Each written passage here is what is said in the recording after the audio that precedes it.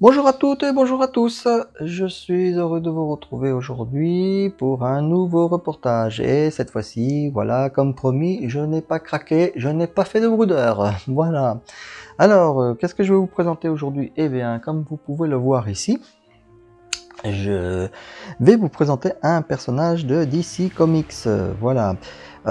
Comme vous avez pu le voir de temps en temps sur la petite page Facebook que j'ai quand je vous tiens au courant des petites trouvailles que je fais.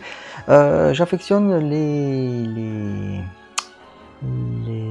action figures de 30 cm que Mattel peut sortir dans tout ce qui est DC Comics. Alors il y a des trucs qui sont bien faits, d'autres qui sont moins bien faits, mais en général j'essaye de choper les figurines qui sont assez sympas.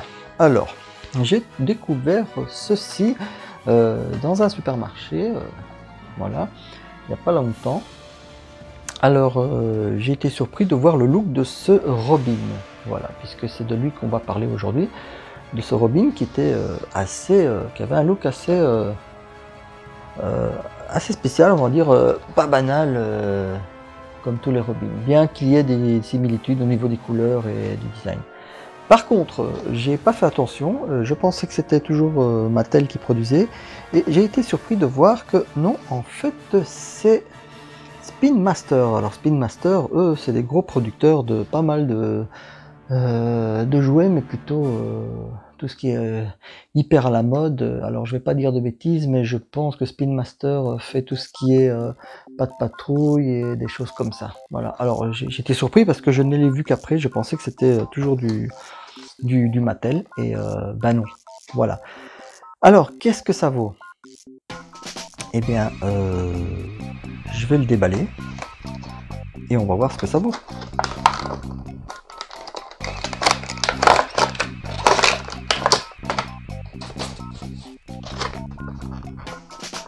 Bon allez, j'ai un peu triché, hein, je l'avais déjà déballé auparavant parce que ici il y avait normalement des petits plastiques qui le tenaient. Voilà. Alors, notre Robin. Alors c'est un Robin qui est, c'est un adolescent là, hein, c'est la version adolescente. Qui m'a plu. Voilà, la coupe de cheveux est pas mal. Alors, faut savoir que ça vient, c'est une nouvelle ligne qui vient en fait d'un, je pense que c'est une série ou c'est un anime complet. J'ai pas encore eu le temps de vérifier, mais qui s'appelle Creature Chaos. Voilà. Bon, dans la collection, on peut voir qu'il y a effectivement toute cette bande pas piquée des verres, hein. Voilà, une certaine sélection, dont le Batman Rebirth, Batman Rebirth Blue, Batman Tactical, je l'ai vu, et le Robin, donc qui m'a attiré l'œil, le Joker et Harley Quinn. Voilà. Bon, alors je sais pas ce que ça vaut cette série et tout ça, mais en tout cas bon, je l'ai pris pour le design de Robin. Alors, bah écoutez, hein, ça change pas trop de ce qu'on peut voir chez Mattel, hein, ce qui se fait. Par contre, le plastique est bien différent, dans le sens où c'est du plastique plein. Alors, je vous ferai un de ces quatre des reportages sur mes autres DC Comics, mais là, il y a clairement cette différence-là, que le plastique est plein. Le design est différent, mais à part ça, je pense que les tailles sont respectées parce que je l'ai mis à côté de Batman et donc il est légèrement plus petit, donc les tailles me semblent être respectées, bien que ce soit fait par une autre entreprise. Ce qui est rare parce que souvent, pour se concurrencer, elles font une taille au-dessus ou une taille en dessous, comme ça, on est obligé d'acheter dans leur même série et ne pas pouvoir combiner avec nos autres persos. Mais ici, ça semble pas être le problème. Voilà. Alors au niveau du visage, j'aime bien son petit sourire narquois, c'est assez sympa, c'est très bien sculpté. Alors le masque est pas mal aussi, hein, et la coupe de cheveux, comme je vous ai dit, hein, à mon avis, le matin, le gel ça y va avant d'enfiler le costume, hein. Pas mal. pour le reste du costume, justement, ils ont fait ici les petites encoches pour pouvoir écarter ici les cuisses et avoir quand même une amplitude de mouvement convenable, voire plus que convenable, quand on veut passer à de l'action. Voilà. On a l'articulation des épaules, on en a deux, avant arrière et haut et bas. Au niveau du coude, ce n'est pas un double, une double articulation, mais franchement, ça laisse voir de l'amplitude quand même. Poignet, comme d'habitude. Voilà. Ici, on n'a jamais de rotation du bassin, hein, ni de flexion non plus, mais ça c'est dans toutes ces figurines-là qui sont destinées quand même à un très jeune public. Mais bon, on s'y habitue. Au début, c'est vrai que c'est un peu choquant de ne pas pouvoir le tourner, mais c'est pas grave. On s'habitue. Alors ici, par contre, dans les jambes, c'est assez bien fait. Voilà. Le genou, hein, classique. Et puis voilà.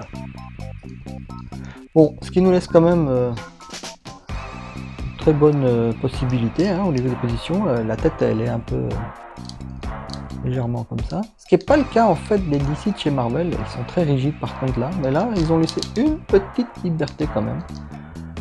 C'est pas mal. Voilà. Et bien sûr, on a toujours la cape. Bon, c'est pas de la cape super luxe, mais elle est toujours intégrée dans le moule du perso. Ça, c'est comme Mattel a fait, ça change pas. Voilà. Bon, alors, figurine comme ça, entre 15 et 17 euros. Pas énorme non plus quand on pense qu'il y en a ceux qui font 15 cm qui coûtent le même prix. Voilà.